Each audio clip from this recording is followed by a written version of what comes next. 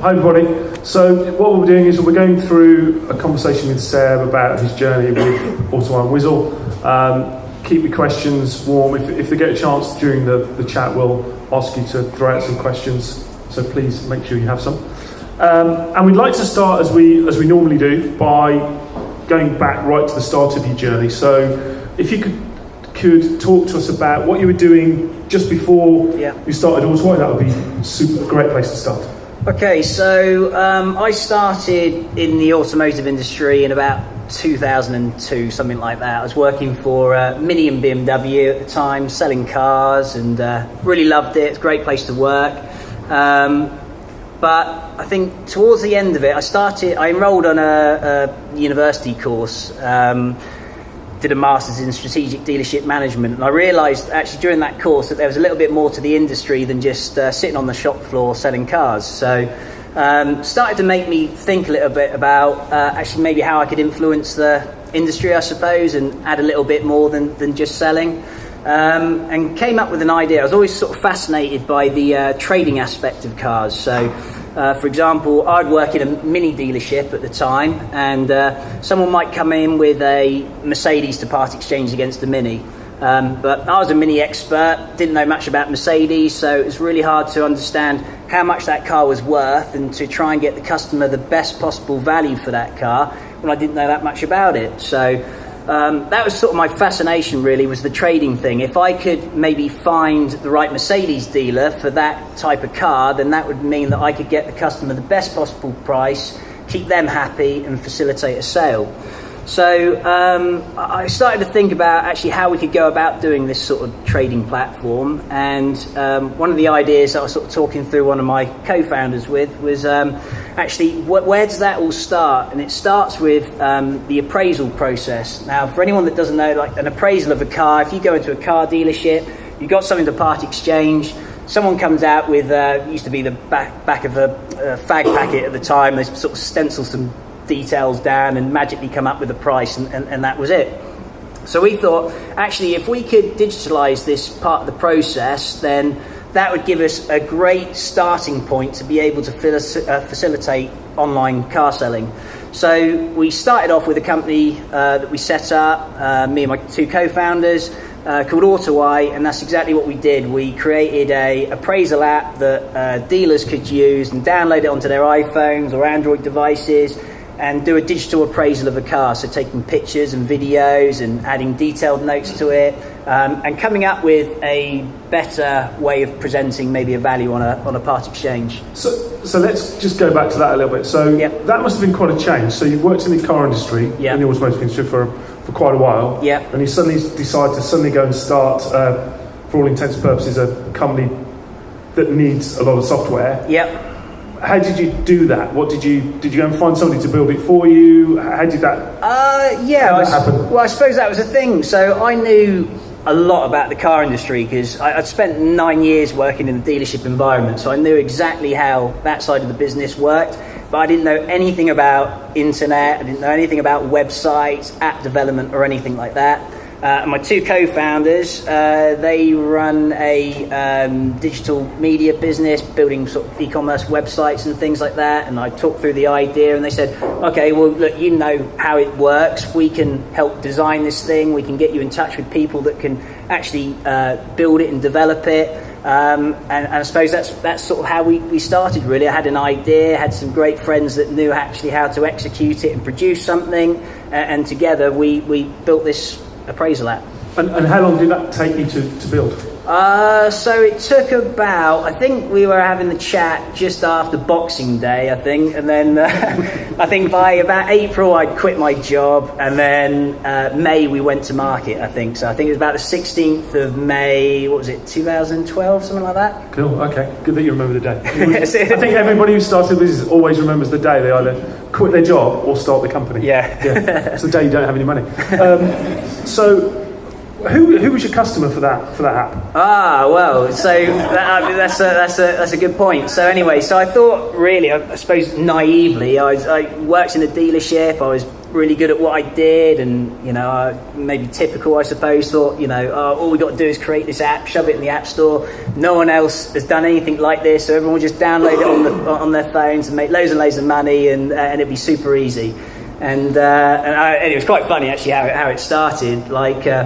I cancelled a holiday to America at the time because I thought this is much more important. Actually, I cancelled a 2-week holiday to America, and in a few months' time I could take a 2-month holiday to America. We're going to be that rich. And so I basically sat at home for 2 weeks, and I got all these nice brochures printed and got them all folded, and I heard that if you printed it out on this thick paper, then it would go some way to impress these people that were trying to target for it. Signed every single letter. It's 5,500 of these things. Signed them all. Had to lick all the envelopes, stick all the stamps on it, put the no return address thing on the back of it.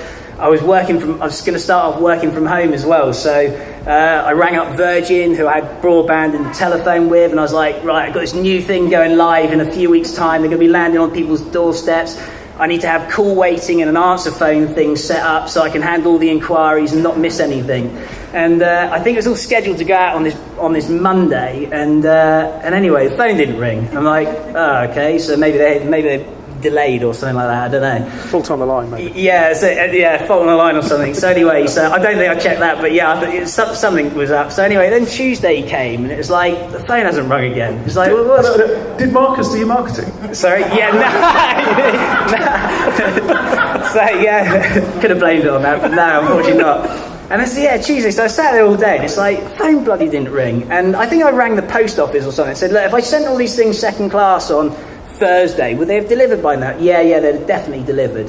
Anyway, on bloody Wednesday, I started to get the return ones through the post where they couldn't deliver them. They started returning them. I'm thinking, oh shit, they've all gone out and no one's actually rung up about it yet. And I was like, panic stations kicked in at that point. So I'm thinking, got this amazing thing, we targeted everyone, wrote all these letters out, and no one called up or downloaded the app, and that's sort of how it started anyway. So I was probably at the lowest point ever 3 days into my new venture, and I was like, oh shit, what the hell am I going to do basically? So probably one of the things that was super important back then was having two really good co-founders, because I was as low as I could be at that point. I was came up with this brilliant idea that I thought was just everyone was just going to get. They could download it and start using it, and no one showed any interest in it.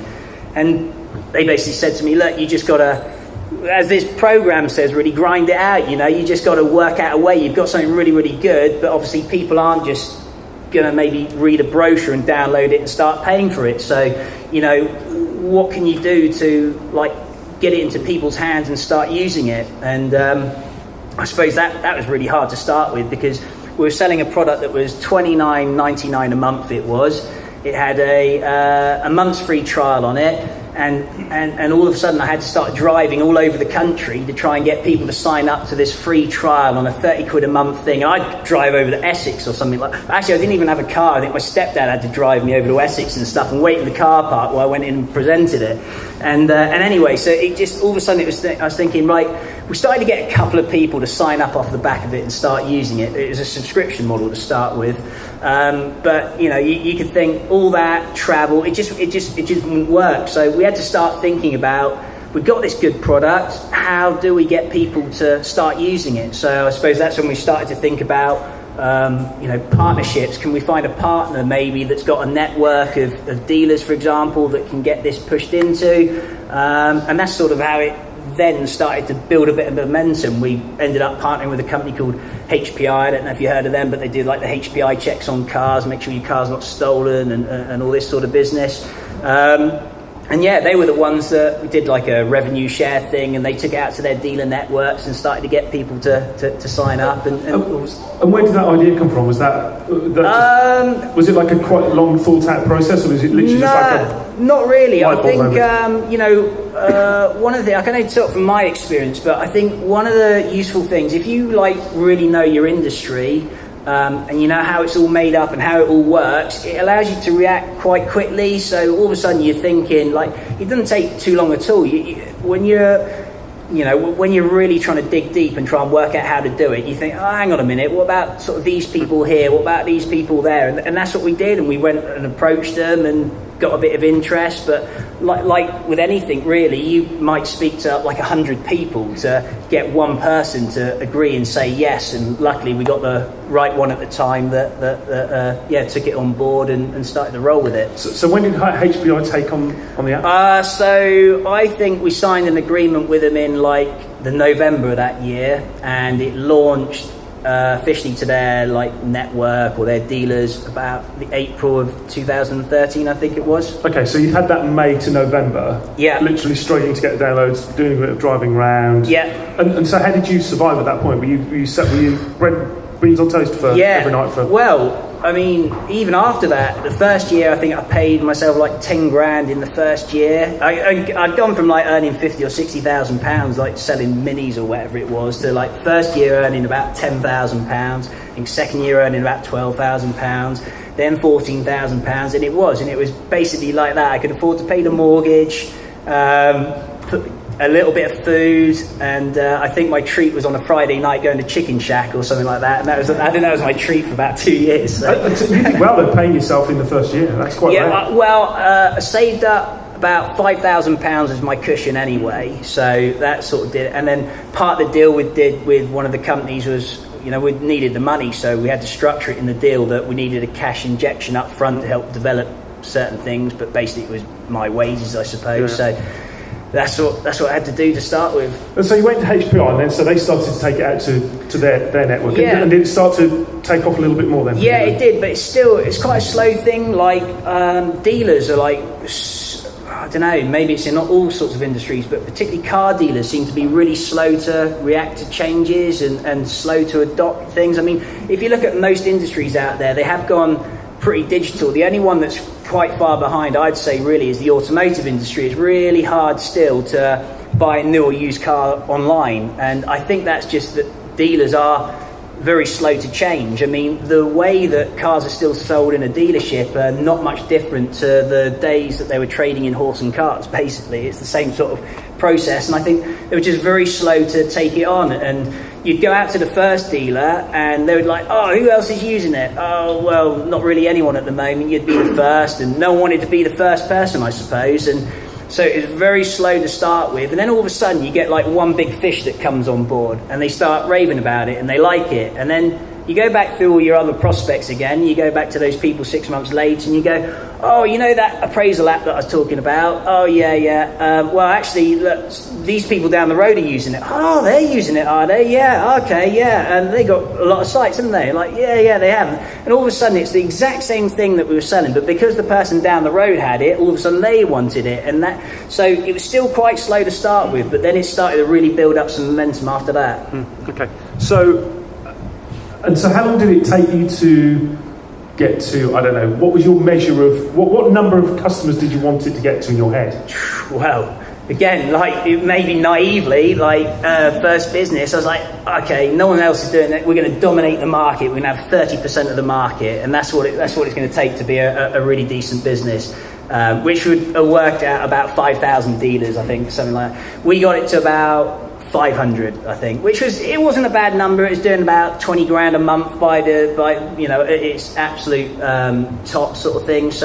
But we were still way off the number that we wanted to get to. Bearing in mind, the vision originally was to do a trading platform, and to do the trading platform, we needed the appraisal tool so that we had all this car information at an early part in the process and could then sort of distribute it out to other dealers. But with 500, the opportunity part, I suppose, was still quite small to do ultimately what we needed to do. So what were the conversations that you had then with co-founders and stuff? Well, we didn't, I don't know, I think because we're all on the sort of same wavelength, and we knew that we still had something. It was just, how are we going to get there? We started to do all sorts of stuff really to pay the bills and to grow it. We started to do development work for other big companies. We sort of got a bit of a name for ourselves as appraisal specialists. So we started to write applications for some other companies, some pretty big companies, Auto Protect and Mannheim. And one of those particular things was the There's a company called Auto Protect, and they provide like warranties and things like that on cars. Sometimes when you buy a new car, they offer you like a paintwork and protection program,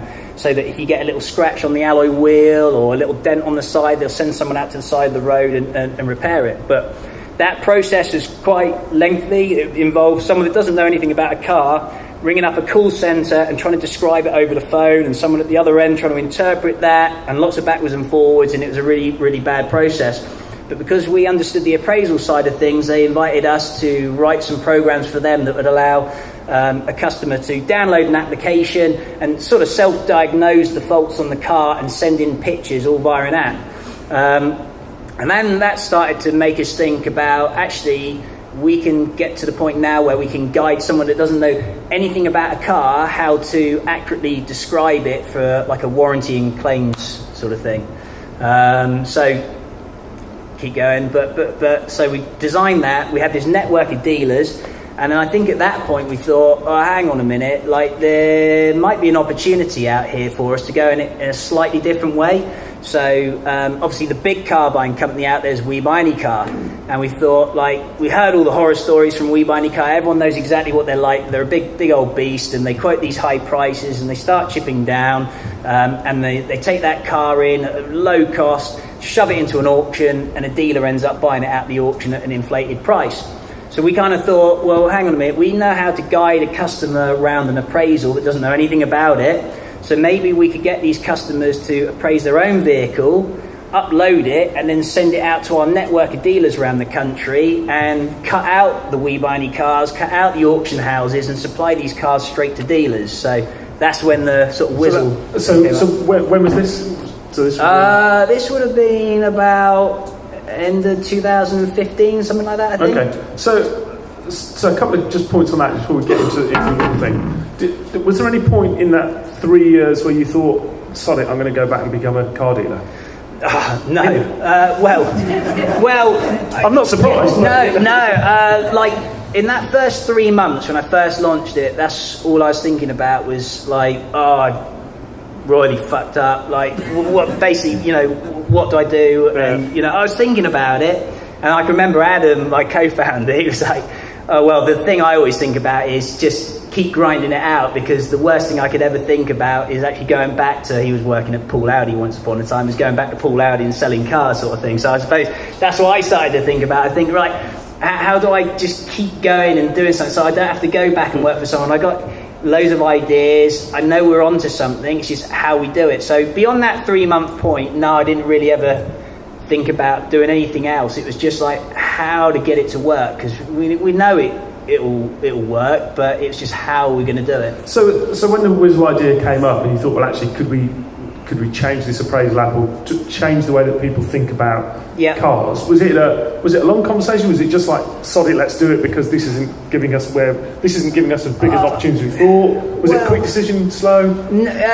Relatively quick, because I think I had a competitor car buying company. They actually rang up and they said, look, we got these problems in our process. We're a car buying company trying to compete against We Buy Any Car. We need an appraisal tool to do this, that and the other. So anyway, I went up and saw them. They ended up wasting all my time, apart from the fact all he wanted to do was talk about how wonderful his business was, and he told me inside out how his business worked on basically buying cars and where his problem was. So it was pretty much on the drive home, I was just thinking about it, came back to the office, we had a chat about it, thought, all right, let's try and do something. So and at that point then we knocked up a basic app that would do the job, just released it into the App Store, and all of a sudden we started to see people downloading it and doing an appraisal and uploading it. It wasn't going anywhere, but people were just uploading it. We thought, hang on a minute, these people are actually getting on and doing it now. So it was kind of like, okay, so we know that dealers will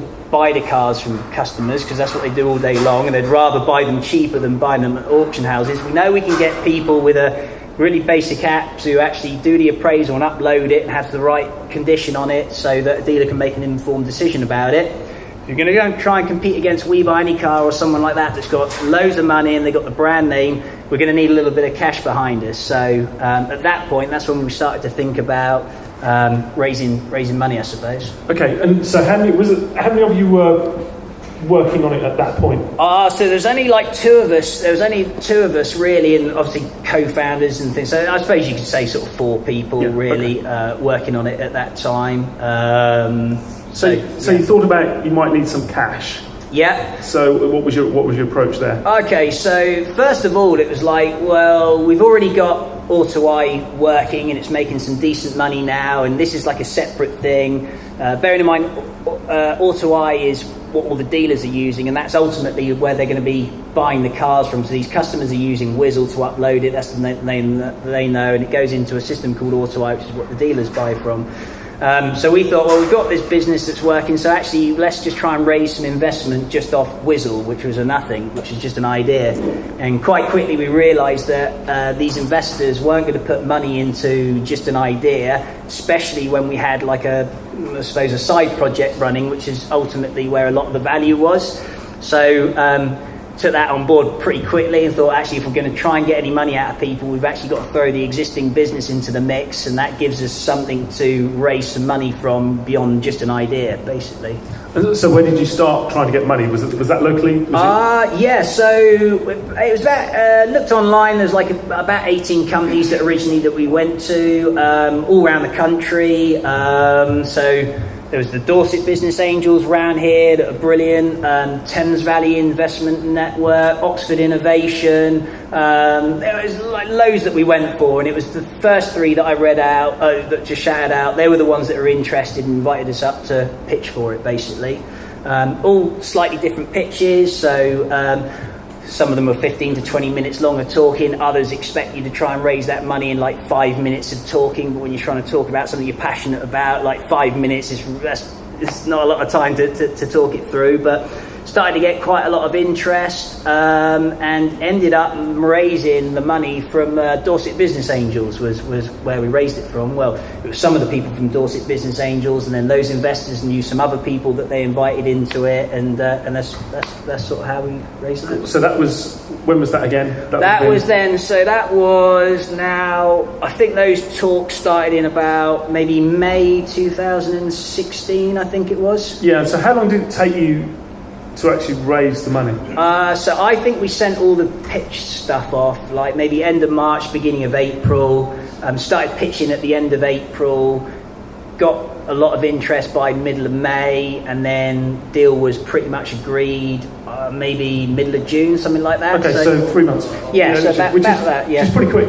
Yeah, and I think we actually ended up getting the money like right at the end of July or something like that. Yep. So it was quite nice seeing those numbers in the band. Never seen money like that. Yeah, it's good. Yeah. Quickly went down, but it was well, that's what it's there, isn't it? So that brings me nicely into the next question. So the money arrives in your bank, and so the time from start to finish, that's around 6 months. Yeah, which is about average for like a nice little angel round. Yeah. What did you start spending it on?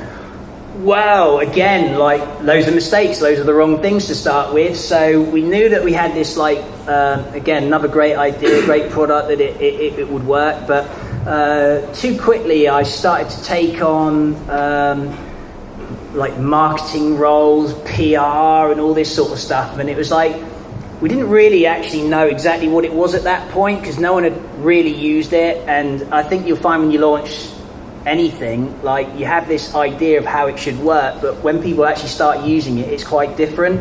So taking on board all these people that I suppose we didn't really need at the time, and we were all thinking about brand voice and branding and all that sort of stuff, and that's how we're going to compete with We Buy Any Car. And I suppose that's where a lot of the money went early on. And it was also like, we got like, it's a marketplace, it's really hard. You need like you need both people there at the same time. You need buyers and sellers there at exactly the same time for it to work. So the only way that we could get the buyers to like have a look at our product and come back every day and look to buy stuff was if there was loads of stock in there. And the only way we could get that in to start with was spending absolute shit ton of money on PPC. Basically, you had to buy those inquiries in to get them in there. So massive amount of money was on PPC, and then a number of roles that we probably shouldn't have taken on until a lot later in our process. So, well, I'm glad you didn't spend it on 5,000 leaflets. I learned the mistake from the leaflets. Yeah, I didn't do leaflets again. That was good. And it's a great point about the marketplace. So was the app operating seamlessly, or were you doing stuff manually at the back end to try and sell the cars to dealers? We're doing all sorts of stuff. So we had to manually approve everything at the time as well. So when something got uploaded, we had to check it all and approve it all, and then lots of, to start with, we're getting cars in there and getting a few dealers come back, but not enough. So we'd actually have to start looking at everything. I employed some great people at the start. Jim, our sales manager, and he would work tirelessly on actually getting that inquiry and try and place it in with the dealer. So rather than waiting for the dealers to come on the site, ring them up and say, we've got this customer, they're going to take this amount of money, and actually try and place it into a dealer. So we had to do a lot of manual stuff to start with. And so you took the route from your marketplace of filling as best you could the buyer side, as in the dealers. So, and do you think that applies to all marketplaces, or do you think it?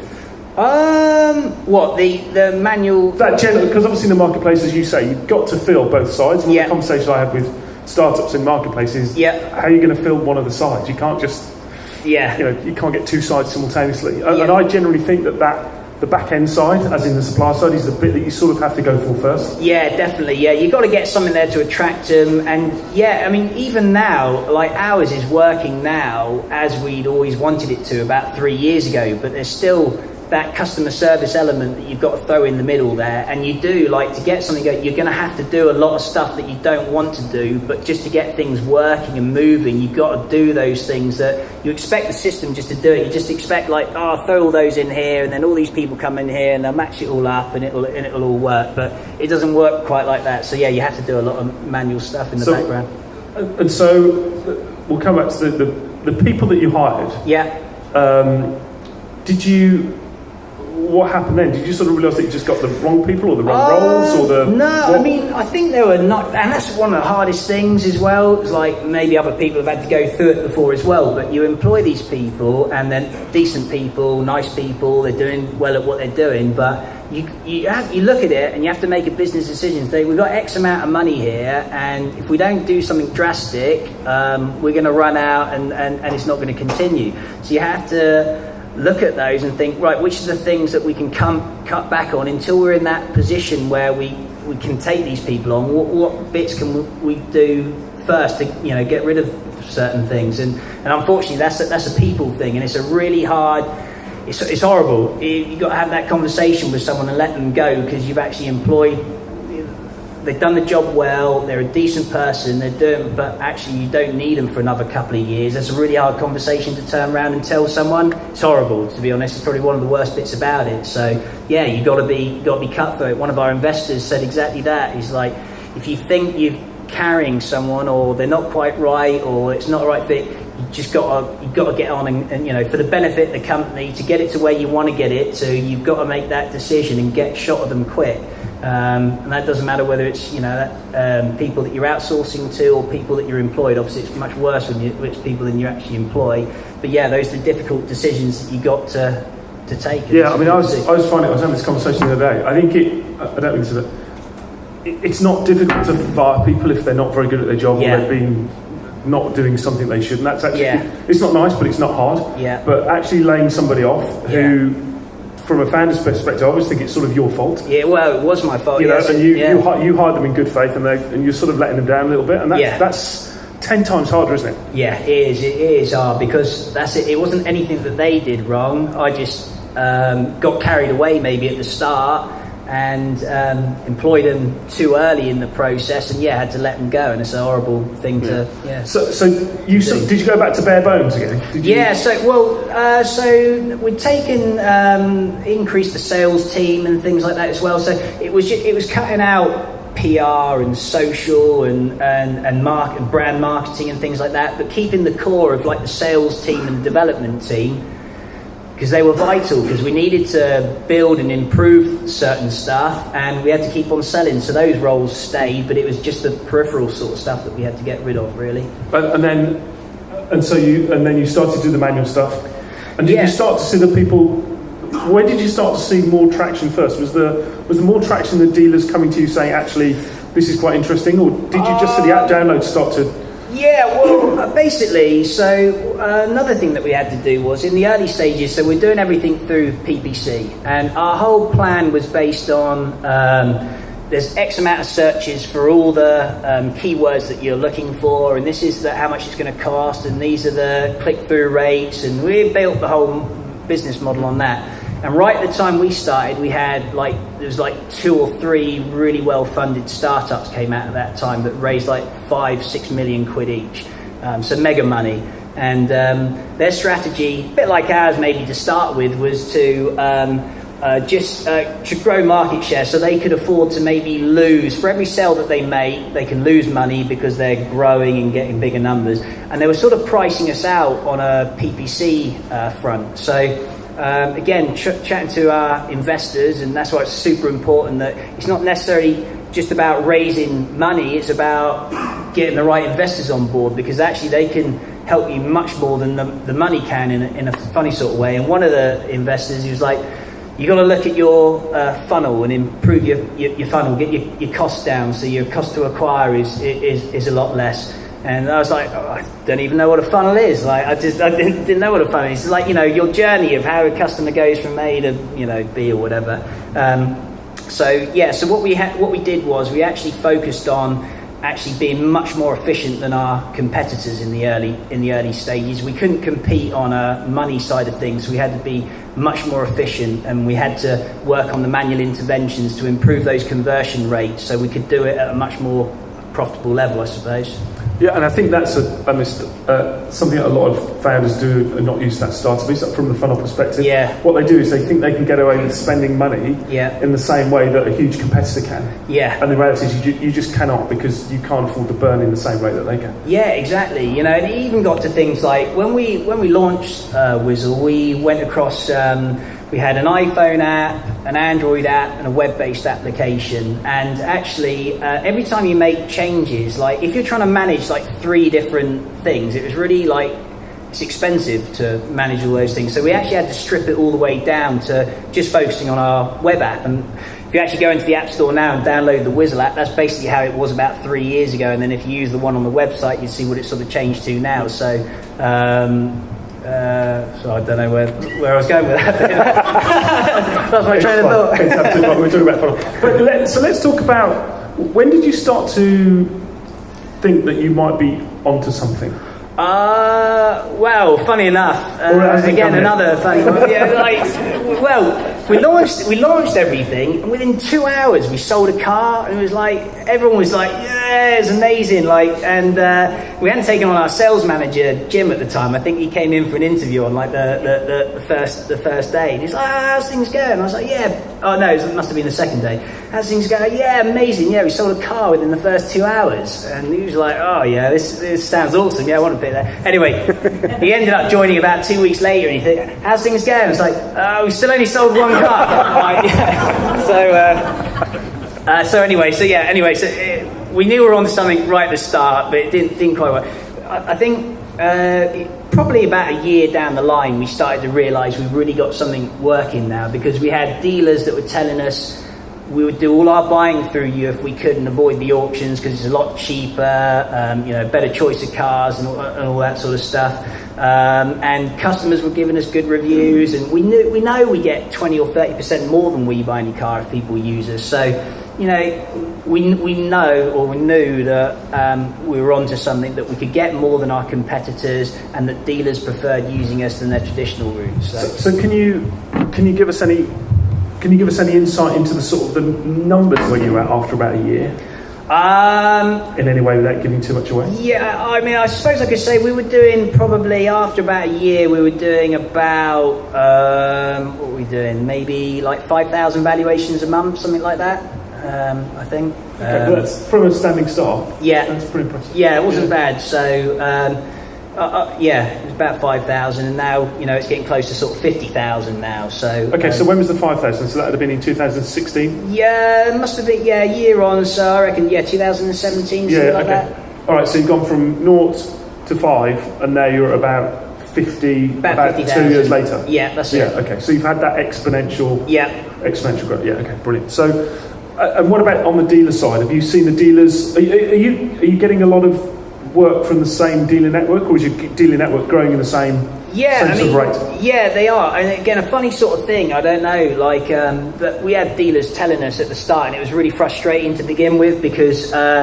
At the start, when someone finds something new, certainly like a deal or whatever, and they can make some money out of it, they don't want to go and tell everyone about it because they found this unique way to find cars a little bit cheaper and make a bit more margin. So at the start, all these dealers are telling us, yeah, we love it, but we're not going to tell anyone about it because we don't want it getting out too far, sort of thing.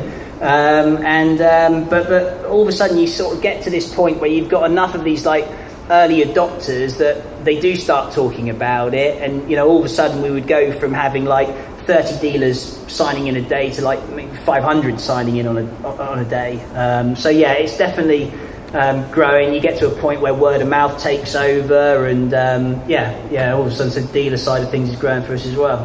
And so at that size, when did you start to get noticed by the bigger guys? I mean, they've approached us and spoken to us in the last year now, the bigger ones, competitors and stuff like that. So we're definitely on the radar. I think another thing that we had to do to get more cars into stock rather than just paying for them all the time is we had to start looking for partners that had websites that were maybe selling used cars but didn't take a part exchange, or selling new cars and stuff like that. And actually, we managed to accumulate some pretty big partners now, which is why that amount of valuations has gone up so high. And I think then being associated goes all the way back to that appraisal tool that I was telling you about. So we'd go into someone and offer it to them, and they wouldn't take it, but then the next door neighbours got it, so they decided to take it because it's the same product they take. And all of a sudden now, because we're starting to be associated with big companies, other people start to take notice. But it's been the same thing for the last year or whatever, but all of a sudden now people ask us, can we put your plugin on our website now? And before it was us knocking on the doors asking, can we put the plugin in there and share revenue and stuff like that. So and have you started to grow the team again? Yeah. So it is, and we're just about to start hopefully another funding round now so that we can start to expand it. And almost 3 years on is now where we're starting to look at taking on these sort of marketing roles and content and things like that. So have you actually started looking for that next round of finance? Are you going? What are you? Yeah, well, in the next couple of weeks. Are you classing that as seed, or what are you? I don't know. I get confused on the terminology, to be honest. Every time I look at it changes. So I don't know. Are you going for proper venture capital money? Not or are you going for back to angels again? Need the mega money. Luckily for us, is again why it's really important that you get decent investors on board, because we got angel investors on board, and they've been so supportive of us that every time we've wanted to try something, they've actually given us some extra money to try these things. So whether that be in the form of additional equity or loan notes or whatever it is, they've always been keen to support us. And we tested radio last year and went on radio for a few months, and it cost a packet. We got loads and loads of sales off the back of it, but the minute the radio stopped, those inquiries stopped again. And I think what I've learned is that it costs so much money to do radio and TV and stuff like that. You have to look at maybe other channels to try and compete. So the amount of money that we need is not quite as high as some of these multi-million pound things, because it's more a staff thing maybe to improve partnership deals that we've got, or organic or things like that. So it's not mega money, and ideally it would be more angel investors, I think, rather than you go into a whole different world. You know much better than me, but when you start getting into that VC territory and stuff like that, it seems quite daunting to me, I think. And I've really liked the fact that having angel investors, you've got a really close relationship with these people that you can just pick up the phone to most of the time, have a proper conversation with, don't need to hide anything, you can be totally upfront and honest about it.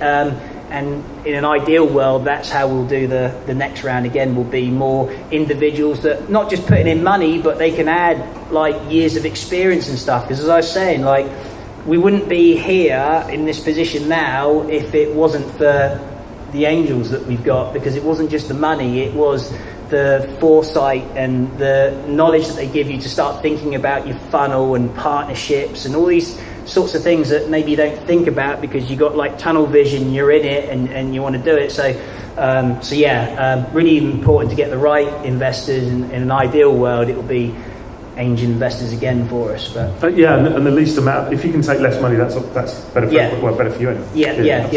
Definitely. Okay, great. So, who has a question?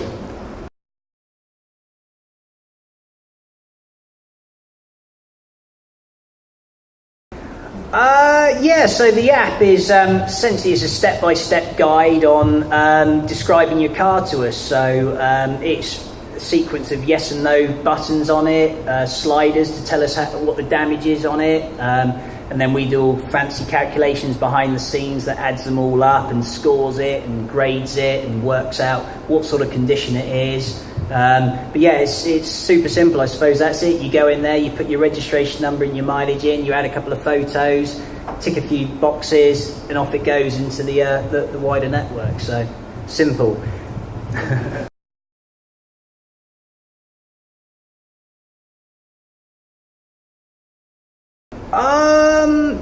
I suppose the way we acquired it was, again, we had a bit of a network already from the appraisal tool that we did, but basically it was email campaigns, I think, and acquiring good lists of dealers and really sending out lots of emails. And then the funny thing is, like, lots of these people will sign up, and some of our best buyers now, they might have signed up on day one, but it took them until 18 months later until they finally got going with something. And I think sometimes you just got to have a lot of patience with these people. As I was saying, that people don't like change a lot of the time. It's something new, it's something different. They're used to going to the auction halls. And I think maybe where we do really, really well, or the sales team does really, really well, is that they build great relationships with these guys, and actually I think they sometimes view us as like a bit like an employee, really, someone that's on their team that's helping them to buy cars. 'Cause the hardest thing in cars, in used cars, is actually buying the stock. If you buy the right car at the right price, well, anyone's going to come in and buy it. So actually finding that stock and buying it at the right price is the hardest thing, and that's what our team can help specialise in. And I think that goes some way to helping those relationships and getting them to come on board and work. You know, now we got guys, they log in every day. Sometimes they just call up for a chat. They ain't got anything to buy, they call up for a chat. You know, Excellent. Right, we'll come back to some more questions in a minute, if that's okay. I just want to talk a little bit about what's next. Where are you going now? What sort of plans have you got for next year? 18 months? Yeah, so now we got it to a point. We've doubled revenue now in the last 3 months. Things are really, really growing really nicely for us at the moment. So the thing is now we have it working at such a way that it's just like, okay, how do we tell more people about us? And that's, I think, that's what it boils down to now. We've got the dealer network, we've got a system that works super well, that we achieve more money than our competitors, the dealers are happy with it. How the hell do we go and tell loads more people about our product? And I said, it's really expensive to go down the TV and radio route. So really where we're going now is looking to raise that next round of cash to invest in the right people to grow partnerships, organic, improve PPC and things like that as well. So I think that's it. I think there's enough organic traffic out there and partner traffic to not have to worry about going on the radio or going on the TV. So that's it. I think that's such a big point, though, and it's something similar to that you raised. And it comes back to the people that you hired earlier. Yeah.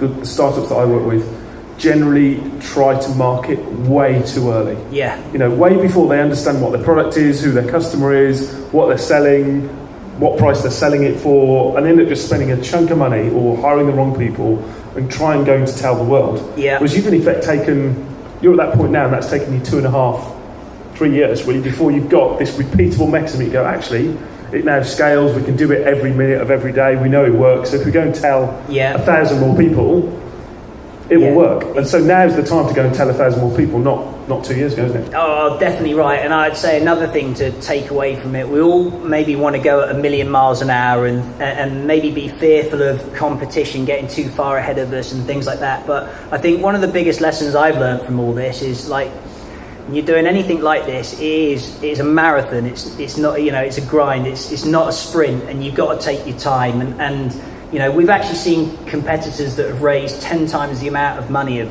us start to disappear now because they've burnt that out. Whereas we've sort of sat back, been under the radar and taken our time, worked on our efficiencies, worked out exactly what we are. And now we're at the point where, like you say, we'll go and tell 1,000,000 people. Because ultimately, if you've got a crap product, it doesn't matter how good your marketing is, it will not work. Definitely. And one of the things that I've told this, is I think people always underestimate how long it takes you to get to your first, whatever the number is, 100 customers, 1,000 customers, 10,000. Yeah. But then overestimate them how long it should get them to the next 3 times that. Yeah.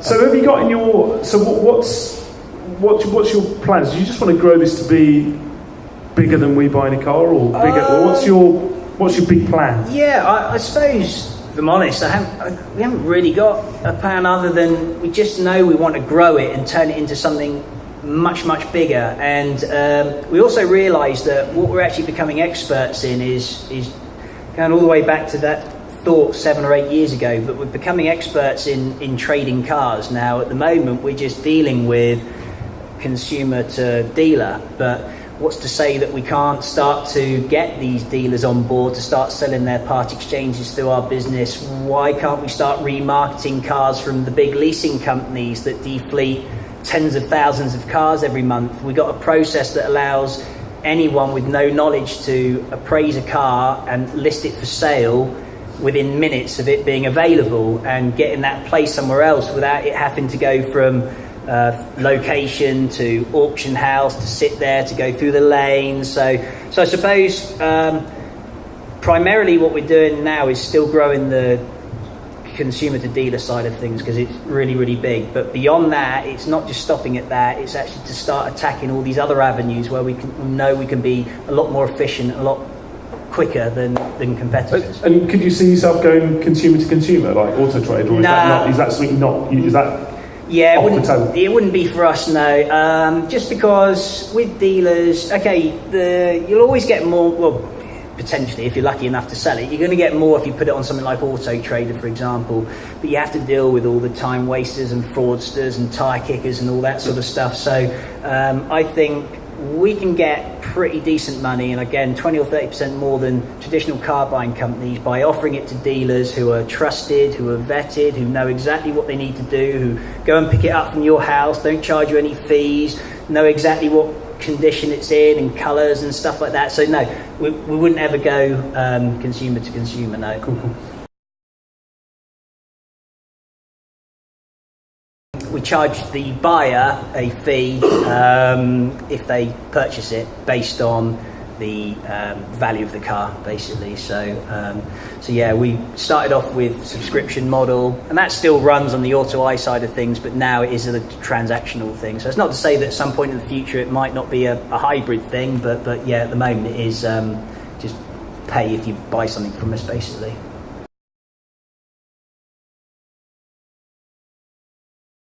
Yeah, again, I suppose it'd be hiring too many people too quick at the very start without knowing exactly what we had and what we had to do to get it right. So I suppose that would be the biggest thing. I'd suppose it's the worst thing that I've had to do in my entire time of doing this. So I'd definitely say that take your time on hiring, understand what you've got first of all, and then go for it.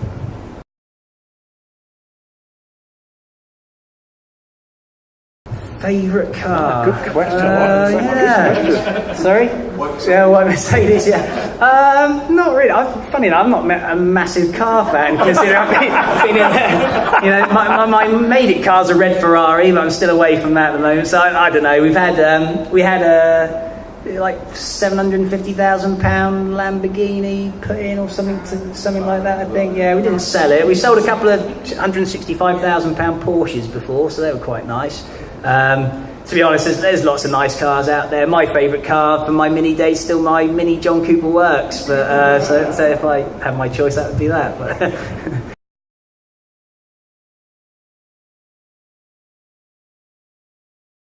yeah, good point. And funny enough, like competitors of ours that have spoken to us, they've actually said your product could be even easier to sell maybe in Europe. In this country, we have dealers have relied historically on auction houses to buy and sell cars, but actually when you go into Europe, they don't really have that model out there. So actually, like, that sort of marketplace model fits a bit better out there. Yeah, I think there's so much to go after in this country. There's something like 700,000 cars are sold every month in this country. There's a huge number. So, and we still haven't perfected what we do here. So yeah, maybe at some point in the future, you're right. That's something that we could look at. But we've got such a big opportunity here at the moment. That's our primary focus. Has anybody started to? Or you see signs of anybody starting to copy your model? Yeah, I mean, we do notice people come and go in this space. I mean, I think in the 3 years we've been doing it, there's been at least 10 startups that have tried to do our sort of model and you know, since disappeared. There's still a couple running, but so yeah, but it's a hard one to get right. And you know, I do think you have to have an in-depth knowledge of the automotive industry. It's such a complex industry, automotive, that I think there's lots of people that sit outside the industry that look at it and think, oh, I could do it better. But you have to really understand what it's about, I think. So, yeah, there'll always be new entrants coming in with, you know, shed loads of money and wonderful marketing plans. But as I've described, you know, and like you said there, if you haven't got your product right, you're going to burn that cash pretty quickly. So it takes a long time. Yeah.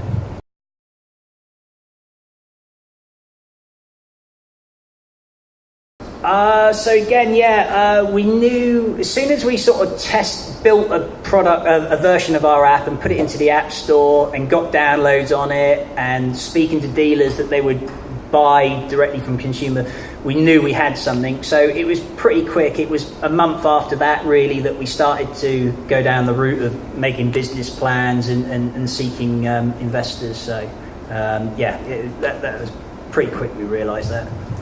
Where did you get them from? And again, so Dorset Business Angels was the one here, and I'd say anyone that's looking to raise money, they are a brilliant lot to go and pitch to. So I think they do it every 3 months, and yeah, some great people down there. So definitely do your business plan, get your pitches, and go down there. And I think that's where you get a proper one, where it's about 15 or 18 minutes to talk through your product. And yeah. Definitely advise to go and see them.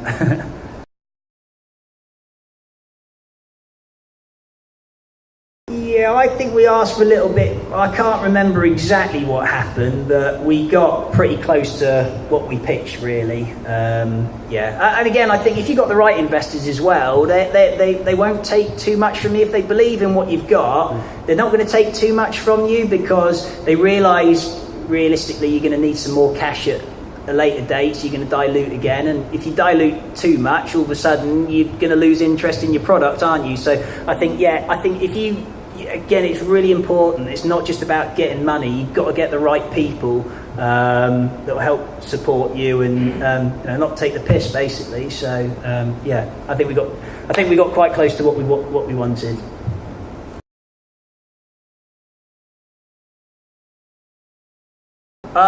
Well, so we started developing the app about the end of January, and I think it was approved and in the App Store about the middle of May, so it took that sort of time. Yeah, cracked a bottle of champagne on the balcony, thought we'd made it, and because we got it approved. I'll tell you what, it's back then, like we just read all the terms and conditions for Apple, and it was like, oh, you can't have this, can't. I remember sweating, oh no, I've quit my job already. What if Apple don't even approve the app? And then anyway, they did approve the app, but it didn't sort of get downloaded like I wanted it to. Excellent. Any others? No, excellent. Thank you, Seb. That was absolutely superb. Thank you, everybody. If we could show our appreciation in a normal way, that'd be superb. Thank you. All right.